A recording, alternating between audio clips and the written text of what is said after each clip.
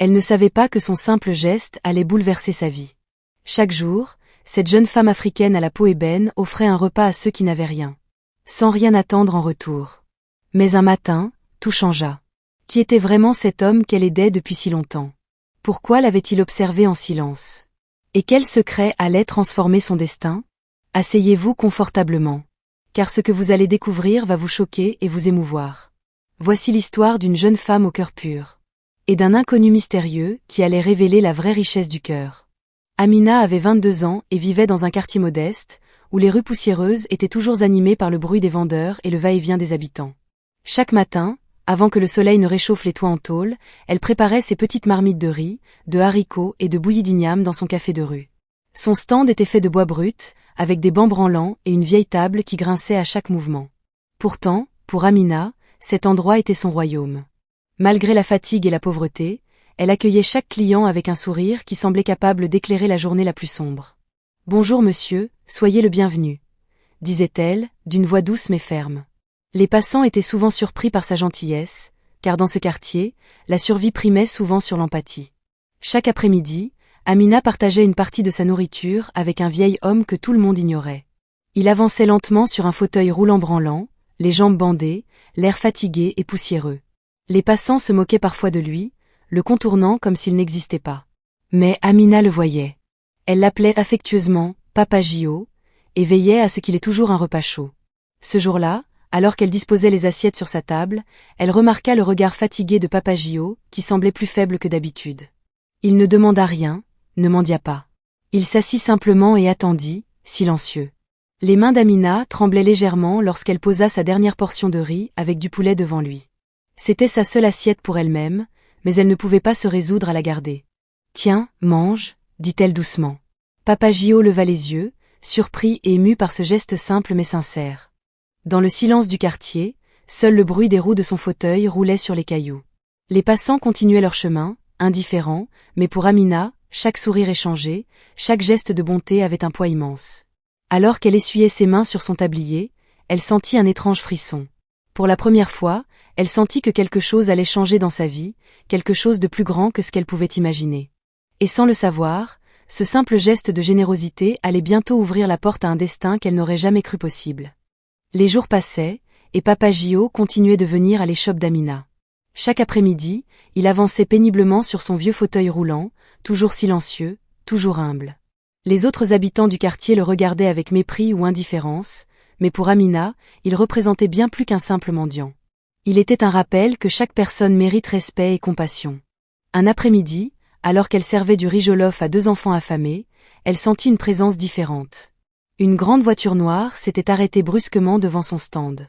La portière s'ouvrit, et un homme élégant descendit, vêtu d'un costume sombre impeccable.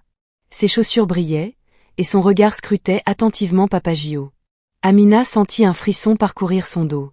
Elle ne connaissait pas cet homme, mais quelque chose dans son regard laissait deviner qu'il savait beaucoup plus qu'il ne le laissait paraître. L'homme approcha lentement, demanda poliment un plat, puis fixa Papa Gio avec une intensité inhabituelle avant de remonter dans sa voiture et de disparaître aussi vite qu'il était venu. Les jours suivants, Amina ne pouvait s'empêcher de remarquer l'absence de Papa Gio. Son cœur se serra à chaque matin, en balayant devant son stand vide. Les passants, habitués à l'invisible, ne semblaient pas remarquer son inquiétude. Mais pour elle, chaque silence, chaque absence était un signal qu'un événement extraordinaire se préparait.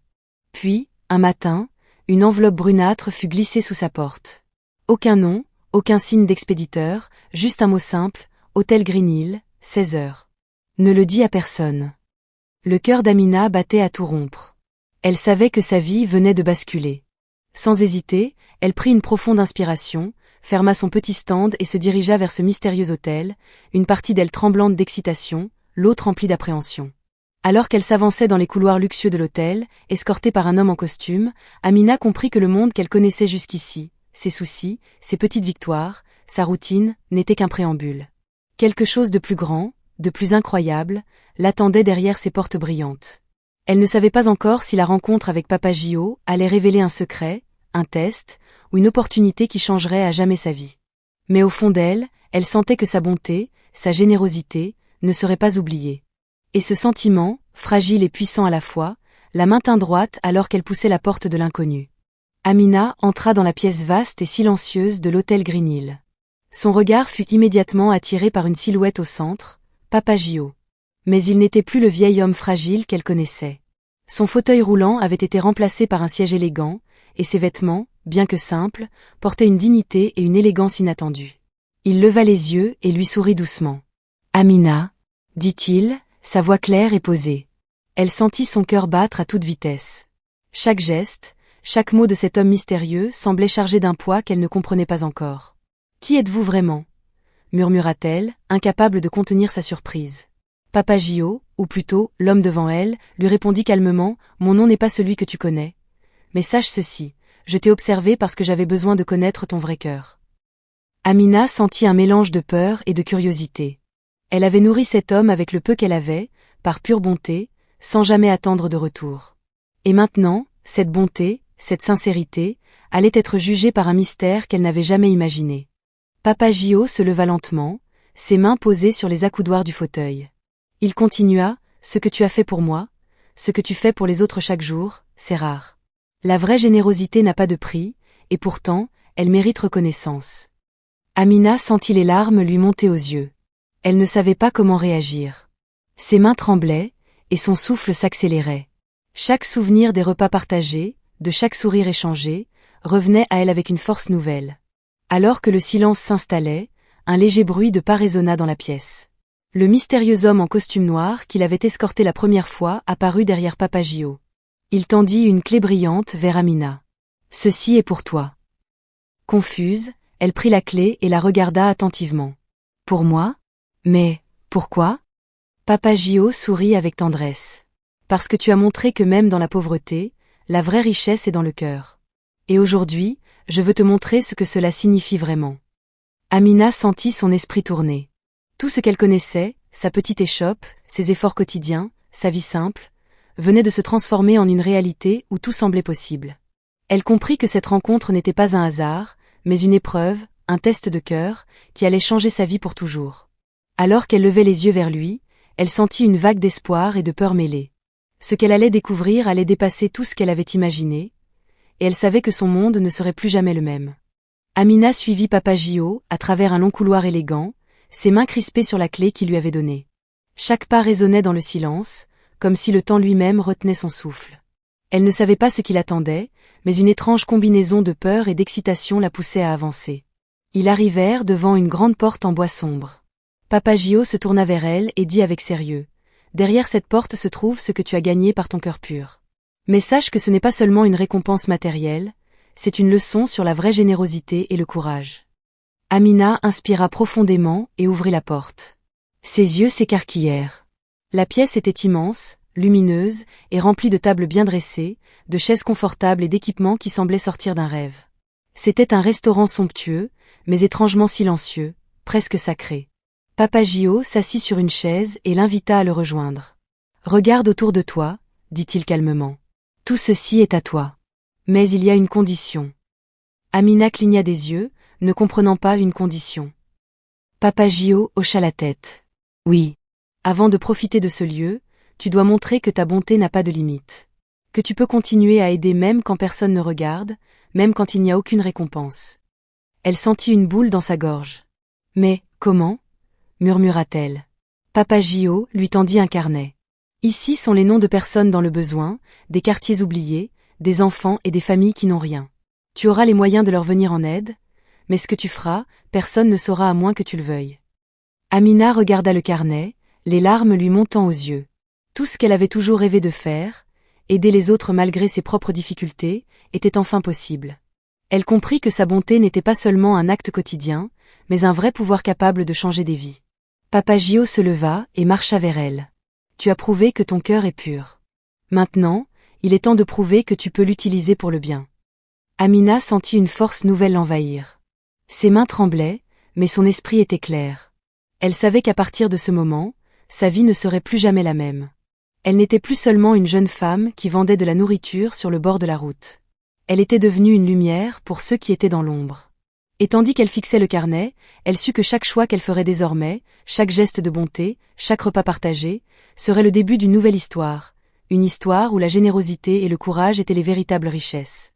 Le lendemain matin, Amina se réveilla avec le cœur battant. Le carnet de Papa Gio reposait sur sa table de chevet. Chaque nom qu'elle y lisait représentait une vie en attente de sa bonté. Elle sentit un mélange d'excitation et de peur. Comment pourrait-elle, seule, changer autant de vies? Après un moment de silence, elle prit une profonde inspiration et se leva. Elle devait commencer quelque chose, même petit. Elle se rendit dans la cuisine du restaurant que Papa Gio lui avait confié. Les grandes tables, les équipements modernes et l'odeur fraîche des ingrédients ne la surprirent plus. Maintenant, elle voyait ce lieu comme un outil pour faire le bien. Son premier geste fut simple mais symbolique. Préparer des paniers de nourriture pour ceux qui n'avaient rien. Chaque panier contenait du riz, des légumes frais, un peu de viande, et un mot écrit de sa main, que ce repas te rappelle que quelqu'un pense à toi. Elle chargea un van avec ses paniers. Le trajet dans les rues de la ville était un choc pour elle. Elle voyait des enfants pieds nus, des familles assises sous les ponts, des visages fatigués, affamés, ignorés par le monde. Mais à chaque sourire qu'elle recevait, Amina sentit sa détermination grandir. Pendant plusieurs heures, elle distribua les repas. Certains acceptaient timidement, d'autres éclataient de joie. Une vieille femme lui prit les mains. « Merci, ma fille, merci d'avoir pensé à nous. » Amina sentit ses larmes monter, mais cette fois, c'étaient des larmes de bonheur. Elle comprit que chaque petit geste avait un impact immense. En rentrant au restaurant, elle trouva Papa Gio l'attendant. Il la regarda avec un léger sourire. « Tu as commencé très fort, » dit-il. « Mais rappelle-toi, la vraie générosité n'est pas seulement dans l'action, mais dans la constance et l'amour que tu mets dans chaque geste. » Amina acquiesça. Elle savait qu'elle venait de franchir une étape importante. Elle n'était plus seulement une bénéficiaire de la bonté de quelqu'un d'autre, elle était devenue elle-même une source de lumière. Ce soir-là, elle s'assit seule dans le restaurant vide, contemplant les chaises et les tables qui avaient été si luxueusement installées pour elle. Chaque meuble semblait lui chuchoter que son rôle était bien plus grand que la simple gestion d'un restaurant. Elle avait la responsabilité de répandre la bonté autour d'elle. Alors que les lumières s'éteignaient doucement, Amina sentit dans son cœur une certitude nouvelle. Peu importe les défis à venir, peu importe la fatigue ou les obstacles, elle continuerait à donner, à aider et à aimer. Car elle avait découvert le pouvoir secret du cœur pur, un pouvoir capable de transformer non seulement sa vie, mais celle de milliers d'autres. Les semaines suivantes, Amina se consacra entièrement à sa mission. Chaque matin, elle préparait des repas, organisait la distribution, et veillait à ce que son restaurant reste un lieu de lumière pour tous. Mais la réalité de son engagement commença à se manifester. Un matin, alors qu'elle chargeait le van pour aller nourrir les familles de la ville, elle remarqua qu'une partie de la nourriture avait disparu. Son cœur se serra, quelqu'un avait volé ce qui était destiné aux plus démunis. La colère et la frustration montèrent, mais elle prit une profonde inspiration. Ce n'est pas le moment de céder à la rancune, se dit-elle. Elle décida de continuer, en doublant les précautions, mais sans arrêter sa mission. Peu après, elle rencontra des gens sceptiques. Certains pensaient qu'elle cherchait simplement la reconnaissance ou que tout cela n'était qu'un jeu pour attirer l'attention. « Pourquoi vous donnez tout gratuitement ?» demanda un passant méfiant. Amina baissa les yeux un instant, puis répondit avec douceur, « Parce que c'est juste. Parce que chaque personne mérite un peu de lumière. » Même parmi ceux qu'elle aidait, certains essayaient de profiter d'elle, prenant plus que leur part, exigeant de la nourriture ou des cadeaux supplémentaires. Amina ressentit un pincement au cœur. Il était difficile de rester pur et généreux face à l'ingratitude ou à l'exploitation. Mais elle se souvenait des paroles de Papa Gio, la bonté vraie n'attend rien en retour, elle persiste malgré tout. Un après-midi, un événement inattendu bouleversa son équilibre. Une tempête éclata soudainement alors qu'Amina et son équipe distribuaient les paniers. La pluie battante ruina plusieurs sacs de nourriture. Elle se précipita pour protéger ce qui restait, trempé jusqu'aux os. Le vent, la boue et le froid semblaient vouloir tester sa détermination. Mais à travers la pluie, elle vit les visages reconnaissants des enfants et des familles qui avaient reçu leur repas à temps. Cela lui donna une force nouvelle. De retour au restaurant, trempée et épuisée, Amina trouva Papa Gio qui l'attendait. Ses yeux brillaient de fierté et de bienveillance. « Tu vois, » dit-il doucement, « la véritable bonté ne se teste pas dans la facilité.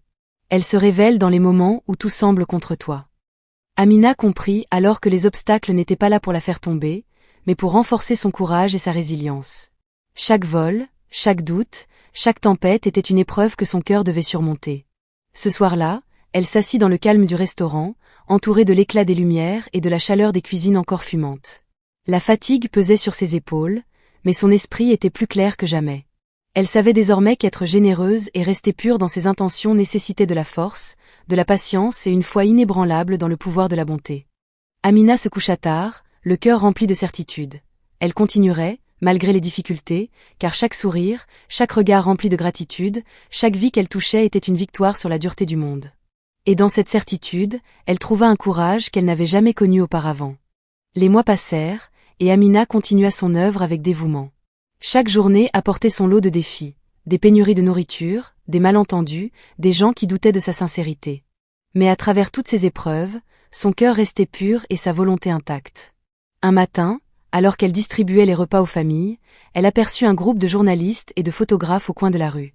Curieuse et légèrement inquiète, elle s'approcha. L'un des journalistes la reconnut immédiatement. « Vous êtes Amina. Celle qui nourrit les affamés chaque semaine. » Rapidement, son histoire se répandit dans tout Lagos. Les journaux, la télévision, et même les réseaux sociaux racontaient comment une jeune femme, malgré ses propres difficultés, avait choisi de donner sans rien attendre en retour. Les gens commencèrent à l'appeler l'ange de la ville. Mais Amina ne se laissa pas griser par la renommée. Elle continua à travailler comme avant, distribuant la nourriture et veillant à ce que chaque enfant, chaque vie touchée par sa générosité, se sente valorisée et aimée. Papa Gio, toujours à ses côtés, observait avec fierté, « Regarde ce que ton cœur pur peut accomplir. » Puis un jour, un événement qui allait changer sa vie pour toujours se produisit. Une fondation philanthropique, inspirée par ses actions, proposa de financer entièrement son projet pour le rendre durable. Amina pouvait désormais ouvrir plusieurs points de distribution, créer un programme d'éducation alimentaire et offrir des opportunités aux jeunes désireux de contribuer à la communauté. Assise dans le bureau de sa nouvelle fondation, Amina repensa à tout le chemin parcouru, aux sacrifices, aux doutes, aux jours de pluie et de tempête. Elle pensa à Papa Gio, au restaurant où tout avait commencé, et à ce premier geste de bonté qui avait changé sa vie. Ce fut dans ce moment de calme qu'elle comprit la vérité la plus profonde. La véritable générosité ne se mesure pas à ce que l'on donne, mais à la sincérité avec laquelle on agit. Chaque sourire, chaque repas offert, chaque main tendue avait semé une graine de changement, et maintenant, ces graines fleurissaient partout autour d'elle. Le soir venu, alors qu'elle se tenait devant son premier point de distribution, observant les enfants rire et courir avec leur repas, Amina leva les yeux vers le ciel. Une brise douce caressa son visage et elle murmura « Merci, Papa Gio, merci pour la leçon. » Et dans le silence de cette ville animée, une chose était certaine. La bonté vraie, celle qui naît du cœur et persiste malgré tout, triomphe toujours. Amina sourit, sachant que son voyage ne faisait que commencer, et que chaque vie qu'elle toucherait continuerait de répandre la lumière qu'elle avait choisi de porter. Alors, que retenez-vous de cette histoire? Partagez vos impressions dans les commentaires, je suis curieux de savoir ce que vous en pensez. Et restez attentifs. Une nouvelle histoire pleine de mystères et d'émotions arrivera dans quelques jours. Abonnez-vous et activez la cloche pour ne pas la manquer. Si cette histoire vous a touché, laissez un « j'aime » et partagez-la avec vos proches. Chaque geste compte, et quelqu'un pourrait avoir besoin d'entendre cette leçon aujourd'hui. Merci pour votre temps et votre soutien. Je vous retrouve très bientôt pour une nouvelle aventure bouleversante.